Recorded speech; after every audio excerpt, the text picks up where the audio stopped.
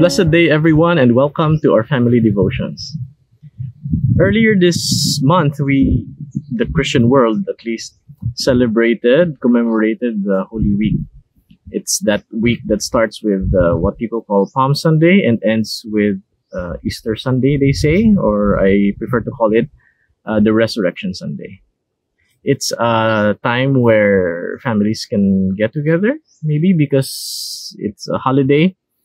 And more importantly, it's a time when we could think about our walk with God. And above all, we are reminded of what Jesus did for us by dying on the cross for our sins.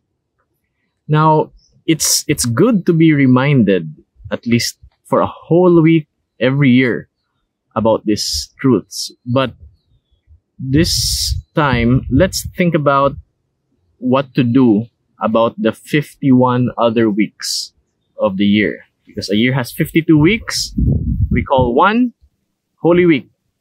How about the other 51? Are they any less holy? And how should we think and how should we live during those 51 other weeks? Now, before we proceed, let's remind ourselves of what it means to be holy. To be holy means to be set apart, to be different from something, and in this case, to be different from the world. It means that every day we do not blend in with the world, because the world has a different set of values. It has the lust of the eyes, lust of the flesh, and the pride of life. Okay, but the values of the Christian are different, and it is based on the Word of God. It is the standard for what is okay, what is not okay. It's the standard for what is right and wrong. It's the Word of God. And the Word of God reveals to us the nature of God. What is God like? What are His likes and His dislikes? And so we live accordingly to what God is like and to what He explicitly commanded us to do and not to do. Most of the world does not live like this. They just live according to what their gut feel tells them, to their instincts, or to the culture that is around them. So, as Christians, we live differently. But this is not something that we can fake. Why? Because God looks at the heart and not just the actions. So, being holy actually goes back to that time, to that instance when God has opened our eyes to our spiritual depravity or to our sinfulness, and He has made us understand that Jesus has paid the price for our sins. And so He changes us from loving the world to loving Him. From being focused on our own goals and dreams to pleasing Him, and to living lives that are holy and set apart. So, again, you can't just fake being holy. You have to be not just acting holy, but holiness is a result of our salvation that comes from believing that Jesus did indeed pay the price for our sins on the cross. And so we are free to live according to what God wants us to do. Now, so that's what holy means, to be set apart, to be different, especially from the world, and to be more like Jesus Christ. So, why should we consider all 52 days of the year as holy weeks? Okay, not just that one week in March or April. Well, because we have Colossians chapter 3 verse 17, which says, "And whatever you do in word or deed, do everything in the name of the Lord Jesus, giving thanks to God the Father through Him." Whatever you do in word or deed, do everything in the name of the Lord Jesus. So everything we do should be holy, because we are doing it in the name of the Lord Jesus, and we're not doing it in the name of the world or for our own name, for our own sake. We are doing it in the name of the Lord Jesus. And so every single thing we do should be holy. And by the way, Colossians 3:17 sounds very much like 1 Corinthians 10:31, which gives an interesting dimension to it. It says here, so whether you eat or drink or whatever you do, do all to the glory of God. Which means every little thing, even if it's a routine biological need like eating or drinking, anything that we do should be done to the glory of God. And to glorify God, we should live lives that are set apart, that are holy. Everything we do should be for God. Even things that we say should be for God. And that is why we do these things, not just on Holy Week, but throughout the year. Well, let's make this clear. We know how to act in church. Okay? But more importantly, are we consistent? Are we living consistent Christian lives? Not just in church, but how about in work? If you're working, do you work as if God is your master and not just man? Why? Because if you're lousy in your work life, then what does that speak about God? If you're a Christian, right? We have to work as if our master is God himself. And so we should do our best while we are working. Even if you would say it's a secular work, right? It doesn't matter if you're a farmer, a teacher, a banker, or an investor, or a businessman. All that we do should be to the glory of God. It should be holy.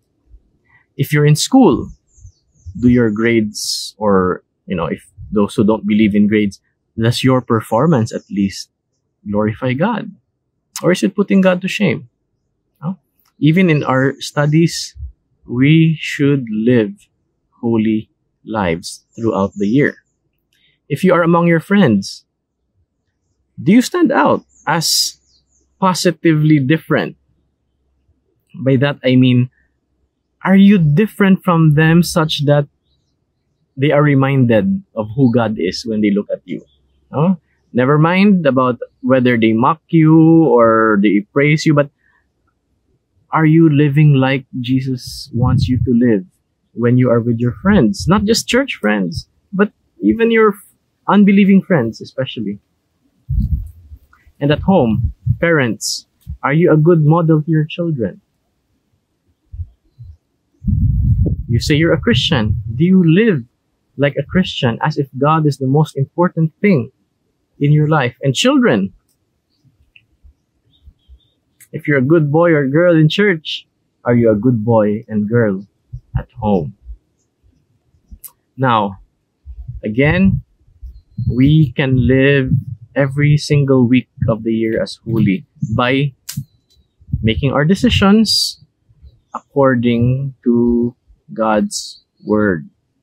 And God's word reveals his character. And his character shows us, how we should live.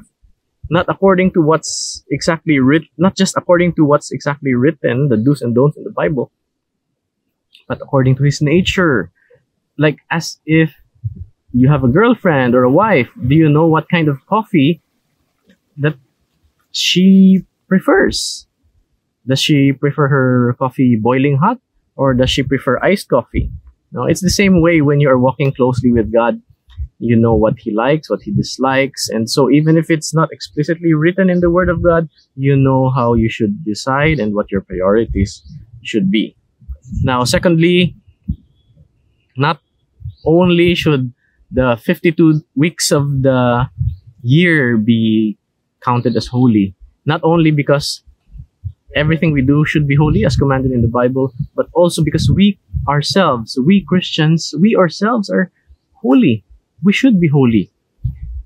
Romans 12:1 and 2 says, I appeal to you, therefore, brothers, by the mercies of God, to present your bodies as a living sacrifice, holy and acceptable to God, which is your spiritual worship, which means that's the least we can do for all the goodness that God has done for us on the cross and for the daily blessings. We ought to live lives that are holy and acceptable to God. And how do we do this? Verse 2 says, do not be conformed to this world. Do not be like the world, but be transformed by the renewal of your mind, that by testing you may discern what is the will of God, what is good and acceptable and perfect. That goes back to meditating, reading, studying your Bible, because that is where our minds can be transformed through knowledge of who God is and how He has dealt with people throughout history. And this may involve, like it says here, some kind of sacrifice. We sacrifice our bodies. Why? Because being holy does not mean it's naturally easy. Sometimes we do have to go against our instincts or our own sinful desires, which we still have.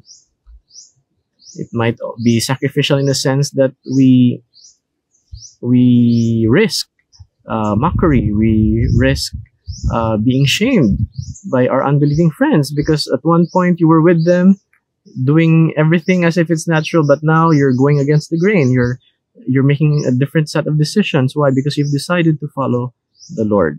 So it can be a sacrifice, but yet we are commanded to present our bodies as holy before the Lord.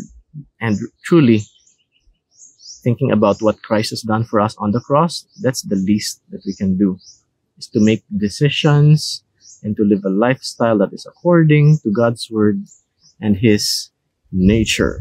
So,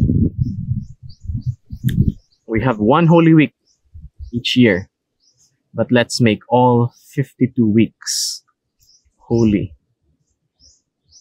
Whether we are in church or doing our secular jobs, there's no difference.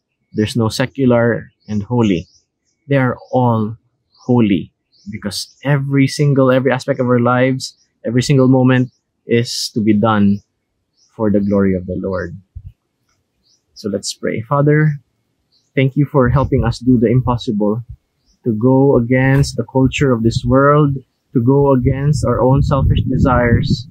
Thank you, because through Jesus Christ, you have enabled us. You have given us the freedom to live holy lives, to choose what pleases you, to hate what displeases you, to love you, and to hate this world, because you and the world are at enmity. You and the world do not mix.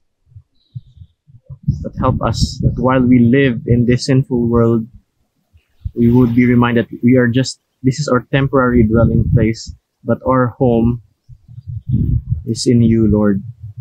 And so help us to make every decision that will glorify you, to make decisions that we will not be ashamed of Jesus, who has lived and died for us to save us from our sins. All this we commit and pray in His name. Amen.